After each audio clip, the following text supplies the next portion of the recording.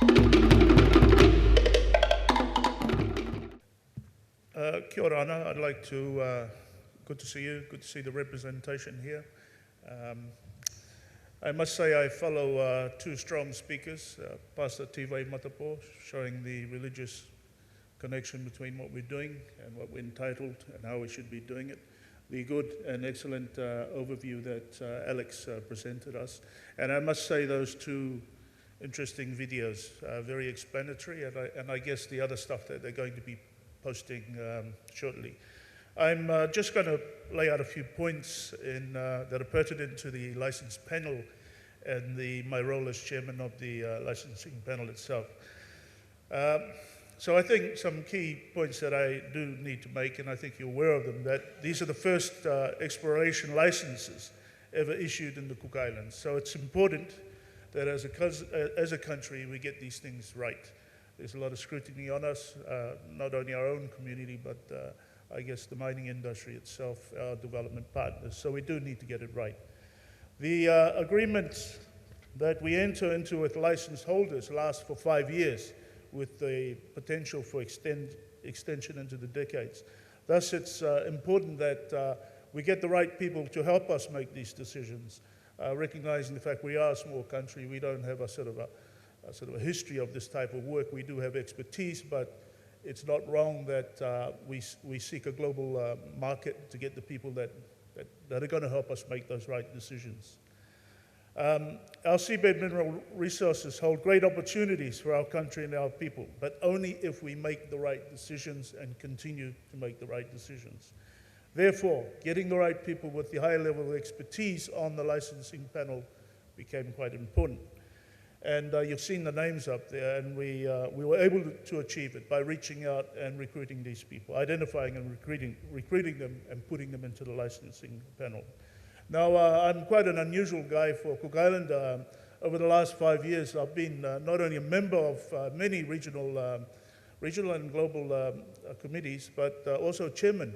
So I'm quite used to chairing meetings from 8 different locations around the world, dealing with 50% of the participants having English as a second language. So I've had about 5 different roles in that space.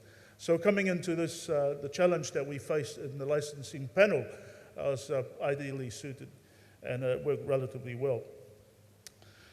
So we had the panel of experts with knowledge and experience across a wide range of fields. And when we needed additional expertise during the application process, we were able to reach out and get expert opinion to feed into the panel decisions. Prior to the panel convening, I must say, we received thousands of pages of information that the Seabed Authority themselves had to work through, filter out, and then access to the panel members themselves, but it was thousands. In fact, on all the work I've done on public procurement or panels like this is the most comprehensive information I've received. And I did see a comment in the newspaper where one of the applicants described the process as one of the most complex processes that he's had to meet for work of this nature. And I get a sense, whether I'm not hugely experienced in this sort of work in terms of it from the applicant side, it certainly looked like it from our side.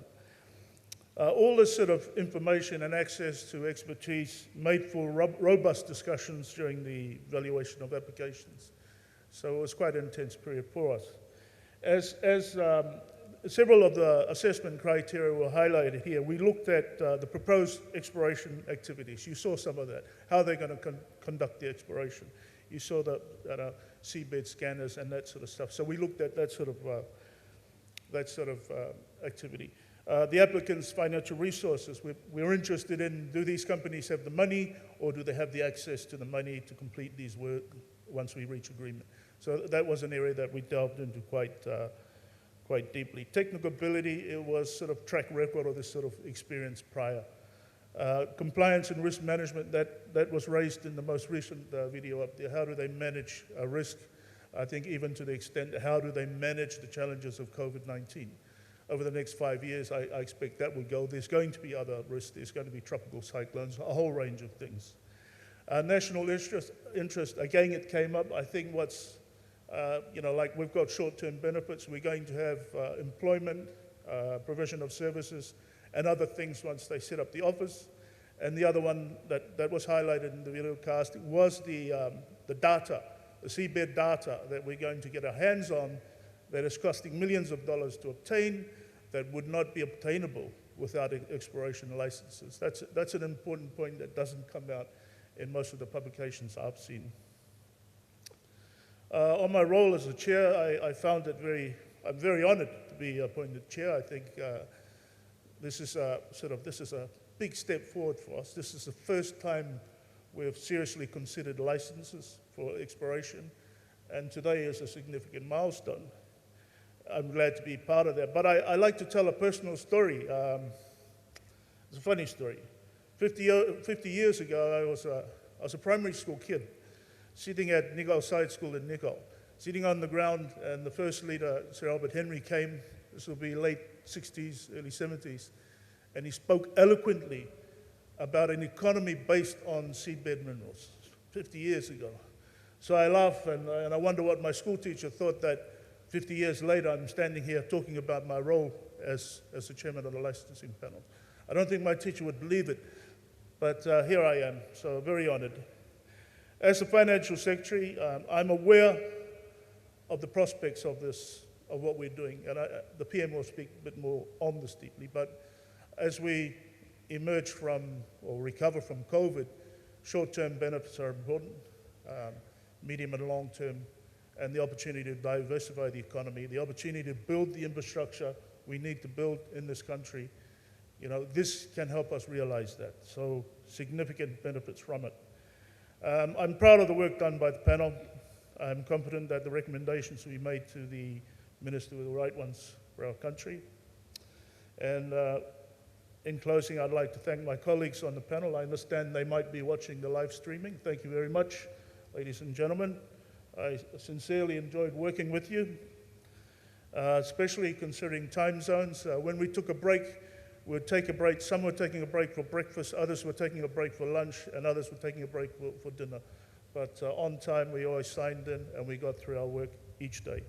And the irony is, every day I used to start with a prayer and finish with a prayer. I'm not sure what the religious persuasions were of each panel member, but nobody was upset. So each day I'd ask, Lord, look over our shoulders and make sure we make the right decisions for this country. And I think it worked. I'd like to thank the authority for their role as secretariat to the panel.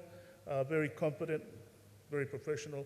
I saw the list of all the other government agencies involved, and I'd like to thank them as well. Despite the challenges that COVID-19 has imposed on us, we've still managed to do this business. It's not business as usual. We've still managed to focus our efforts to getting this across the line. So thank you all.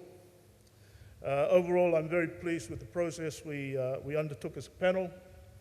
I believe we've fulfilled the role as required. With the granting of the exploration license, I look forward to seeing the sector develop and thrive, as Alex said, for the betterment of our people. Thank you very much.